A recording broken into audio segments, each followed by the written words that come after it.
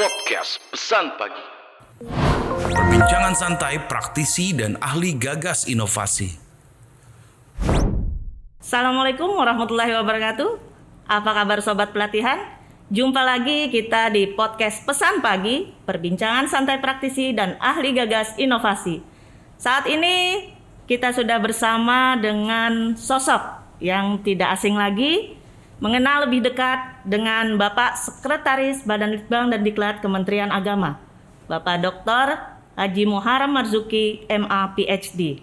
Assalamualaikum Bapak. Waalaikumsalam warahmatullahi wabarakatuh, Mbak Rina. Iya. Mohon izin kita buka masker dulu. Boleh.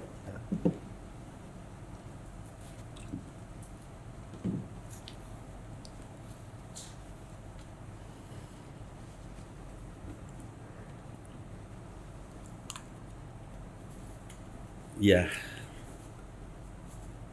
Silakan, Mbak. Ya, apa kabar Bapak? Baik, Mbak Rina. Aduh, Pak Ses, gini Bapak Ya. kok ceria terus nih? Alhamdulillah. Resepnya apa nih Pak? Iya. Ceria itu dibutuhkan supaya kita ini jangan awet tua gitu ya. Ya, jangan awet tua. Kita butuh refreshing ya kan, supaya kita juga bisa lebih mengikuti kondisi alam gitu. Iya Iya. Pak, ya harus dijaga terus ya Pak ya. Iya. Baik Bapak. Nah Bapak, sekarang ini kan Bapak sudah menjabat sebagai pejabat tinggi ya di Kementerian Agama, sebagai Sekretaris Badan Litbang dan Diklat. Iya. Enak nggak Pak? Jabatan itu sesungguhnya Mbak Rina itu kan amanah. Amanah kita dari pimpinan, tentunya dalam hal ini Bapak Menteri Agama. Ya. Kalau kita lihat dari sisi kita sebagai ASN, tentu kita sebagai orang Kementerian Agama, ini merupakan tanggung jawab yang dipikul oleh kita supaya kita bisa melaksanakan tugas itu dengan baik gitu. Baik Pak ya. Berarti memikul tugas itu berat. Tugasnya apa nih Pak? Tugas yang penting bagi saya sebagai sekretaris adalah menata manajemen di Badan Litbang dan Diklat Kementerian Agama yang memang tidak mudah itu penataannya ya. Ada terkait dengan urusan bagaimana menata perencanaan ya dalam aspek finansial ya, keuangan, kemudian bagaimana juga menata berbagai program-program yang harus dipersiapkan ya. Dan di samping itu juga mengurus bagaimana tentang realisasi program yang telah kita rencanakan, dan juga mengurus bagaimana menata, membina para pegawai Kementerian Agama ya, termasuk di dalamnya menata organisasi yang ada di dalam Badan Litbang dan Diklat Kementerian Agama itu sendiri. Ya, ditambah lagi menata hal-hal yang sifatnya manajerial administratif ya. Itu juga sesuatu hal yang sifatnya sangat penting dan tidaklah mudah. Oleh karena itu perlu juga dianggap tadi Mbak Rina, apakah ini Pak ini perlu ada tindakan yang serius apa yang santai gitu. Satu saat bisa serius, bisa kita santai juga Mbak Rina. Iya. Ya. Mengimbangi ya Pak ya. Iya. Karena saya lihat tuntutan kerjaan Bapak berat dan banyak sekali. Subhanallah, luar biasa. Luar biasa Pak ya.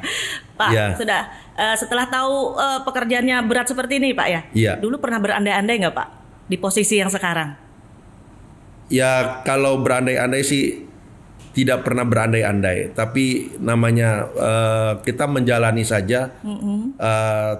Ibaratnya air mengalir di mana kita bekerja di lembaga ini, mulai dari staf, kemudian masuk kepala seksi, kemudian masuk Kasubdit atau eselon 3 sampai eselon 2 itu kita ikuti ibaratnya air mengalir. Apapun tugas yang diemban oleh kita jalankan dengan sepenuh hati, dengan penuh keikhlasan tentunya. Sepenuh hati dan penuh keikhlasan. Dan dengan demikian itu kan akan menghasilkan energi yang positif. Kalau kita sepenuh hati kan berarti bekerja keras. Disiplin ya kan, dengan apa sesuatu yang kita miliki itu terkerahkan untuk menghasilkan sesuatu yang positif gitu kan, maka akan melahirkan energi yang positif. Di samping itu juga kalau kita bekerja ini udah capek, pegel gitu ya, banyak persoalan, kemudian kita ngerundal, itu juga nggak bagus. Maka kerja dengan penuh ikhlas itu penting sekali dimanapun posisi kita, apapun tugas yang diberikan. Maka moto Kementerian Agama ikhlas beramal itu subhanallah luar biasa. Ini suatu moto yang sangat dahsyat yang perlu kita jadikan sebagai perisai kita, bagian dari kita sebagai orang Kementerian Agama yang memang tugas yang kita jalankan ini bukanlah hal yang mudah dan sepele gitu ya. Karena kita bicara agama. Itu betul. Penting sekali Mbak Rina. Iya Pak. Jadi selama menjalankan tugas Bapak kan kita sudah Bapak mengajarkan bahwa ikhlas beramal ya Pak ya. Kita sudah ikhlas nih Pak ngerjainnya, tapi ada aja tantangannya Pak. Nah tantangan seperti apa itu Pak kalau di posisi Bapak sekarang yang sering ada gitu? Iya, bekerja itu sebenarnya tidak hanya di posisi saya aja punya tantangan Mbak Rina, di semua lini. Semuanya ya Pak ya. Layanan dalam bidang kita, ini bidang agama dan keagamaan, pasti ada tantangan ya. Saya dulu mengerjakan di bidang pendidikan, ya kan, dari mulai pendidikan formal di perguruan tinggi sampai pendidikan dasar dan menengah di pendidikan non formal dan informal di pondok pesantren. Kemudian juga jadi praktisi di perguruan tinggi, mengelola tata kerja dan tata layanan organisasi, itu pernah. Mengurusi urusan yang terkait dengan kehidupan agama dan keagamaan. Betapa banyak persoalan agama dan keagamaan, konflik di internal agama, konflik antar umat beragama, itu semua adalah bagian tugas kita. Tapi kita harus lakukan bagaimana penyelesaian itu semua dalam kerangka kita ya sebagai aparatur sipil negara di Kementerian Agama. Memang tugasnya itu melayani. Membina masyarakat dalam bidang agama dan keagamaan. Dan sekarang saya ditugaskan sebagai sekretaris Badan Litbang dan Diklat. Apapun tugas ini adalah tugas yang mulia gitu ya. Walaupun sifatnya lebih kepada manajemen administratif, tapi ini sangat mulia karena ibaratnya kita supporting, yang mensupport bagi unit-unit yang melakukan pembinaan, khususnya di Badan Litbang dan Diklat ini ada layanan kelitbangan, ada layanan kediklatan, ya kan? Layanan kediklatan ini perlu disupport habis supaya apa? Aparatur sipil negara atau masyarakat yang ikut serta didiklatkan melalui Badan Litbang dan Diklat atau Pusdiklat di Kementerian Agama ini maupun balai-balai diklat yang ada di seluruh Indonesia itu agar menghasilkan sesuatu yang memberikan kemanfaatan yang terbaik bagi umat, bagi bangsa. Bagaimana layanan di bidang pendidikan, agama dan keagamaan, dan bagaimana layanan di bidang urusan agama dan keagamaan. Intinya kan itu. Melayani dengan hati ya Pak ya. Iya itu penting sekali. Kalau enggak nanti akan kita lepas ini kerja capek tapi nggak ada hasil apa-apa. Gitu ya. Berarti kita harus pertama tadi melayani dengan hati, kemudian mencintai apapun profesi kita ya Pak ya. Iya. Nah. Saya pernah baca profil Bapak kan ada 12, kurang lebih 12 jabatan ya Pak ya, dan semuanya berhubungan dengan pembinaan kepegawaian. Nah, kita tahu ya Pak ya, PNS di Kemenak di Indonesia itu sekitar 240.000 lebih Pak. Gurunya aja sekitar 190.000. Kurang lebihnya ya Pak ya. Belum penyuluh, penghulu, dan itu besar sekali. Seperti apa nih Pak? Termasuk juga aparatur sipil negara seperti kita ini. Betul. Karena besarnya di Kemenak itu PNS yang termasuk dalam ASN-nya. Seperti apa nih Pak potret pegawai Badan Litbang menurut Bapak?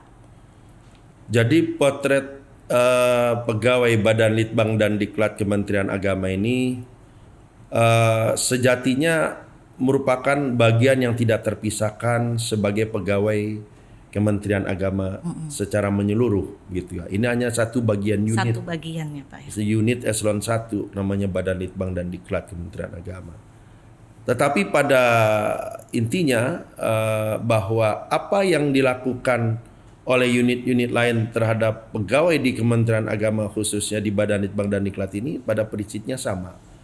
Harus memiliki etos kerja yang kuat gitu kan. Memiliki kedisiplinan yang kuat ya dalam berbagai aspek dalam memberikan layanan itu. Dan hal-hal lainnya yang memang itu menjadi prinsip kita sebagai seorang pegawai. Namun demikian khusus di Badan Litbang dan Diklat karena melayani dua komponen besar di Badan Litbang dan Diklat itu, pertama melayani kaitannya dengan kelitbangan. Yang kedua melayani masyarakat, apakah masyarakat Kementerian Agama internal ataupun masyarakat luas, yaitu yang terkait dengan kediklatan. Ya. Nah, yang kelitbangan ini tentu bagaimana kita pegawai-pegawai kita yang ikut serta dalam melayani kelitbangan ini menopang tugas Bapak Menteri Agama dalam memberikan layanan di bidang agama dan keagamaan. Umpamanya bagaimana mengkaji terhadap persoalan-persoalan keagamaan ya yang terjadi di masyarakat gitu ya. Kemudian bagaimana upaya penyelesaian. Nah, itu kan perlu pengkajian. Nah, itu kita lakukan, sudah kita lakukan. Memang sekarang ini kita lihat bahwa sumber daya manusia peneliti kita di Kementerian Agama sudah beralih semua ya Pak? Iya, bermigrasi ke BRIN, Badan Riset dan Inovasi. Itu bagaimana tuh Pak? Kita kan sudah nggak punya peneliti lagi. Iya. Kedepannya tuh Pak? Walaupun tidak punya peneliti lagi, tapi kan namanya terkait dengan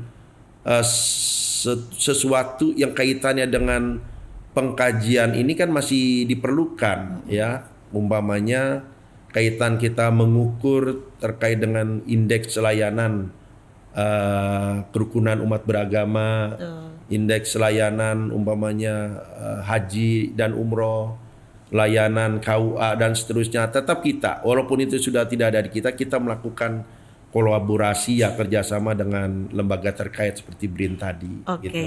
baik Ya. Bapak. Nah, itu dari sisi layanan kelitbangan.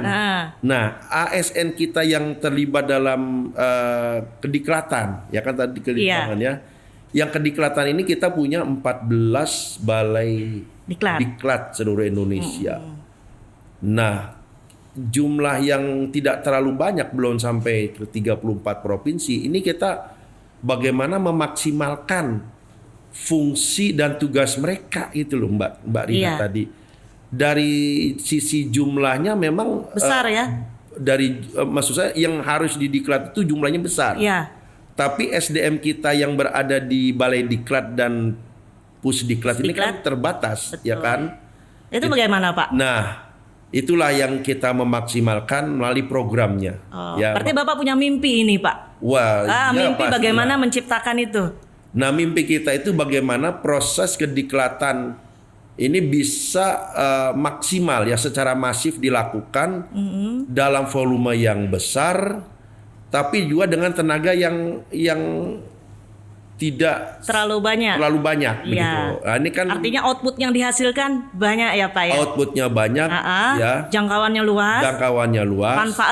Manfaatnya juga tak terbatas. Oke, berarti mimpi Bapak luar biasa ini Pak. Iya dong. Nah, itu perlu ada ya seperti itu. Nah, makanya proses ini penting sekali ya dilakukan oleh kita di Badan Litbang dan Diklat dan juga nanti bagaimana proses kediklatan. Coba Mbak Rina tadi sudah sebutkan berapa jumlah ASN kita seluruh Indonesia. Banyak Pak. Nah, ya gurunya, ya kan, ya apa tadi penghulu, penyuluh, belum penyuluh yang non ASN, belum guru-guru yang non ASN juga kan, guru-guru di yayasan pendidikan agama dan keagamaan itu kan wilayah kerja kita juga. Iya betul. Ada kan madrasah-madrasah swasta, ada pondok pesantren, itu kan bagian dari Kementerian Agama karena mereka menyelenggarakan pendidikan di bidang agama dan keagamaan. Jadi ranah kita. Iya, luas ya Pak ya. Luas, belum pendidikan agama yang lain. Ya kan ada Kristen, Katolik, Hindu, Buddha, Konghucu. luar biasa dahsyat Dahsyat ya, Pak. banyaknya gitu loh. Baik di internal kita sendiri yang ASN maupun di luar itu. Iya. Nah, oleh karena itu kita perlu cara bagaimana caranya Iya. memaksimalkan layanan kediklatan itu, Mbak Rina. Oke Bapak, silahkan diminum dulu Pak. Oh, Tuhan. Makasih. Iya. Dikasih kesempatan minum. Iya, Ya. silahkan minum dulu Pak. Ya, makasih. Ya, Nah, Mbak Bapak, Rina. tadi sudah bercerita tentang Bapak sendiri sosoknya seperti apa, kemudian jabatan Bapak, mimpi Bapak ya. Nah. Ya, luar biasa sekali percakapan kita ya Pak ya. Terima kasih dengan waktu yang sangat singkat ini. Makasih banyak. Terima kasih ya Pak ya. Demikian tadi obrolan kita dengan Pak Ses. Kita jumpa lagi di episode